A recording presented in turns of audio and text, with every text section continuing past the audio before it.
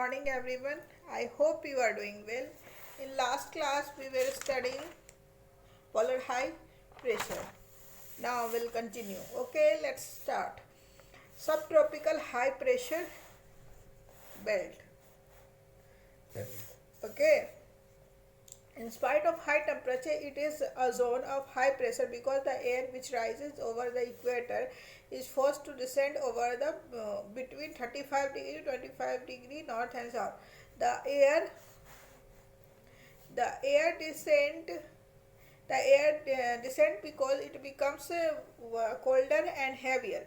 In a zone between 25 to 35-degree north and south, there is absence of wind and hence it is known as hot latitude.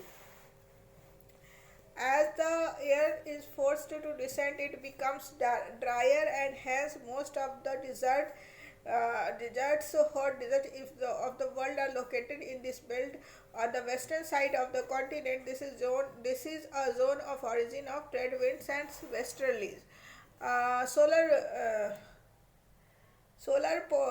polar located between 62 to 65 degree and south latitude. This low pressure belt is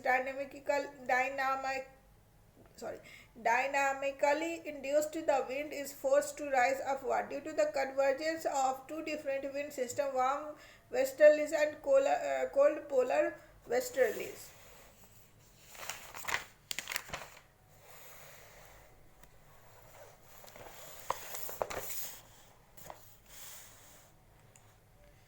uh, it is known as the belt of front. This is the region of origin of temperate cyclone.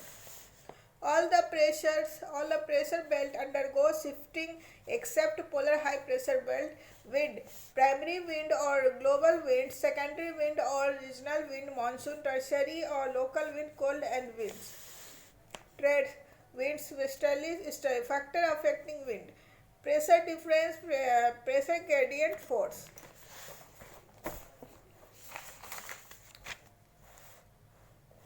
Coriolis force, rotational force. Northern hemisphere right, southern hemisphere left.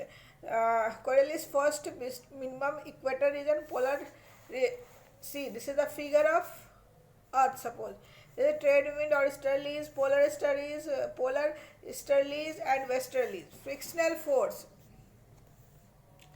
Frictional force, gravitational force, factors that affect the air circulation.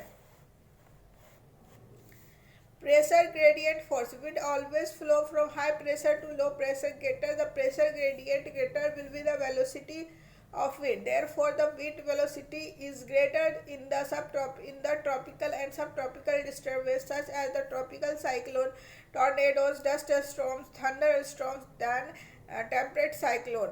Wind velocity is directly proportional to polar pressure gradient force.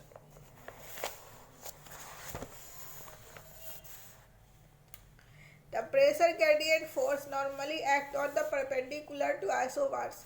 It in the words normal wind flow perpendicular to isobars. Coriolis force. Coriolis force, it is an imaginary force which impact wind direction. Due to the Coriolis force, wind ocean current are deflected to the right in the northern hemisphere and to the left in the southern hemisphere in the direction of the movement. It is also known as Hessel's law. Coriolis force is inversely proportionally to rotational speed of the earth and therefore, and as the rotational speed of the earth is greatest and rotational speed of the earth is greatest and is maximum over the equator. Coriolis force is zero at the equator, or Coriolis force is minimum in the equatorial region.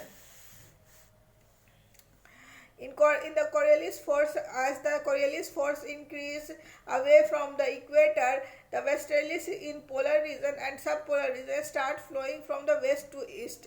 Refer ocean current.